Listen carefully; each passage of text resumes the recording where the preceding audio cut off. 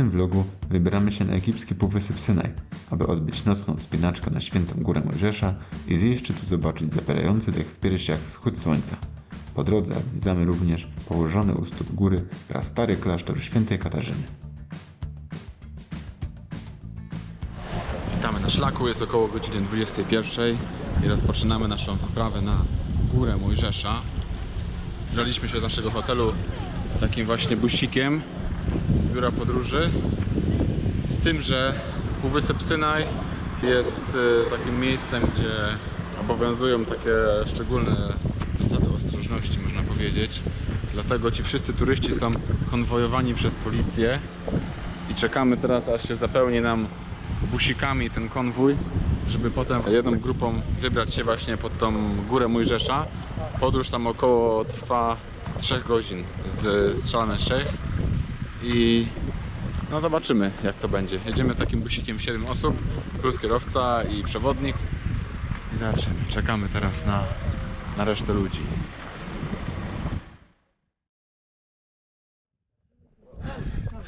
Więc tak wygląda wschód słońca na górze Mojżesza.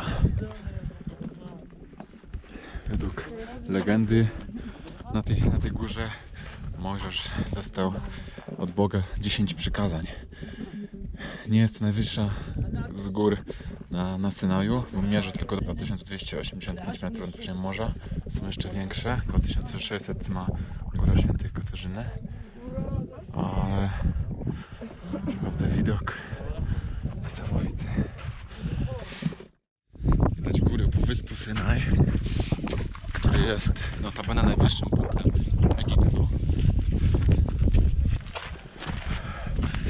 Droga tutaj nie należy do najłatwiejszych, ponieważ są to 3 godziny takiego kamienistego podłoża. Na końcu są jeszcze schody, więc na pewno nie jest to najłatwiejsze podejście, ale warto.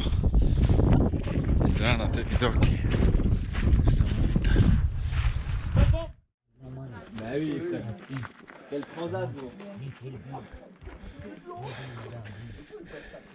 Tą całą drogę tutaj przeszliśmy w nocą, bo wyrusza się około 1 w nocy.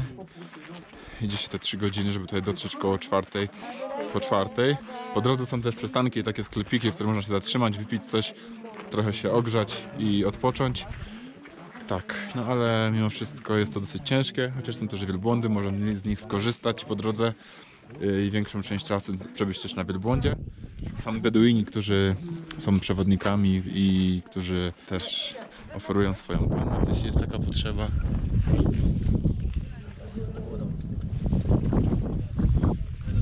Tutaj na samym szczycie jest też tak malutki meczet. Ciekawe. Zaniesiony właśnie też w związku z tym, że Mojżesz jest jednym z proroków islamu. A tutaj kapliczka prawosławna, ale zamknięta.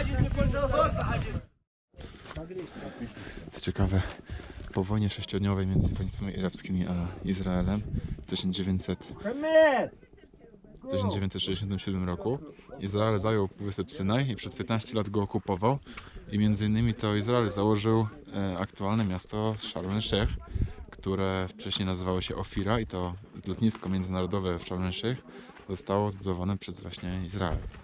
Więc po wycofaniu się nie zostały zniszczone ta osada i w związku z tym Egipcjanie mogli tutaj ją na własne potrzeby wykorzystać i tak właśnie powstał kurort Sharm el-Sheikh.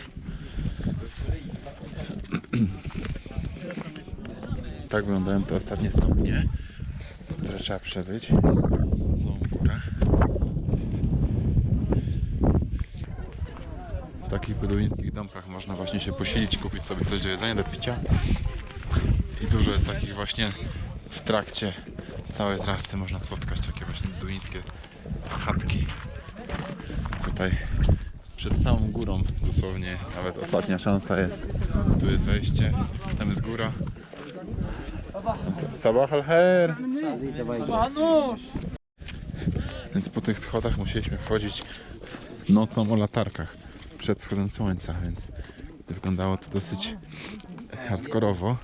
Teraz wygląda trochę łatwiej, Ale widać tutaj wężyk ludzi schodzących teraz.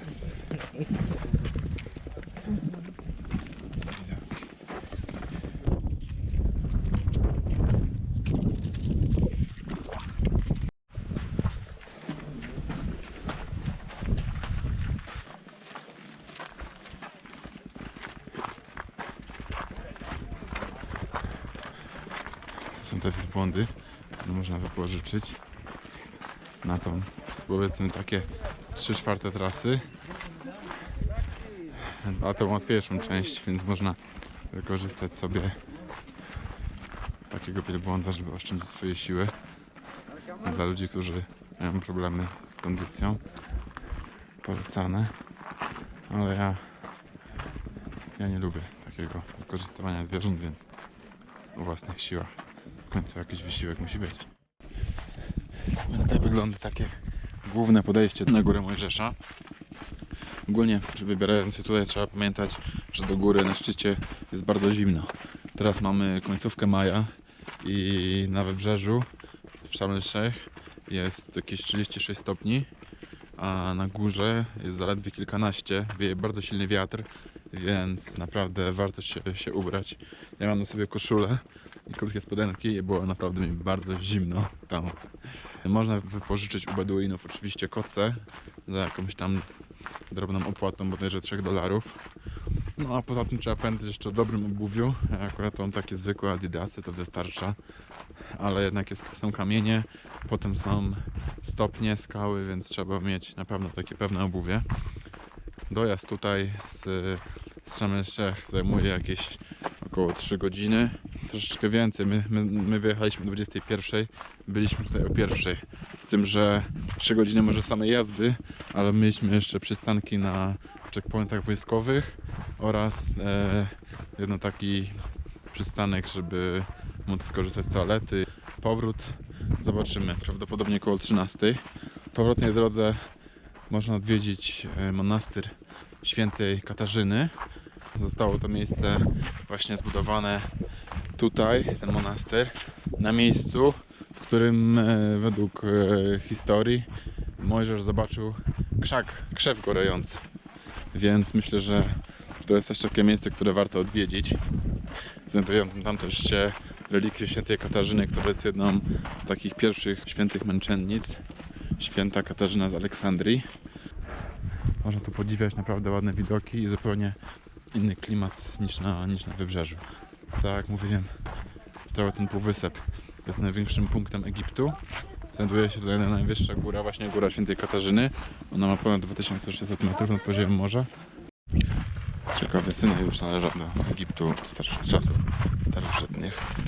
I w tym miejscu zdobywano między innymi cenne kamienie turkusowe oraz złoto i miedź, które było takim jakby kopalnią, powiedzmy, Egiptu, jeśli chodzi o te pierwiastki. I właśnie tutaj też znajdują się takie ruiny tych starych kopalni. Się uznaje, że to właśnie pierwsze kopalnie na świecie, takie, które można zbadać, można zobaczyć, właśnie były tutaj na Półwyspie Synaj przez starożytnych Egipcjan. W dzisiejszych czasach kopalni, jeśli chodzi o przemysł kopalniany, to nie istnieje. On został zaniechany, ponieważ aktualne wydobywanie tych pierwiastków jest nieopłacalne. Tu właśnie jest ta góra. Góra Mojżesza, na której szczycie byliśmy. Teraz wracamy. Jeszcze mamy kawałek drogi. Naszym celem jest to miasteczko Świętej Katarzyny. Jesteśmy prawie już u podnóża góry. Tam widać monastyr Świętej Katarzyny, który jest położony właśnie w dolinie, tutaj między dwoma górami.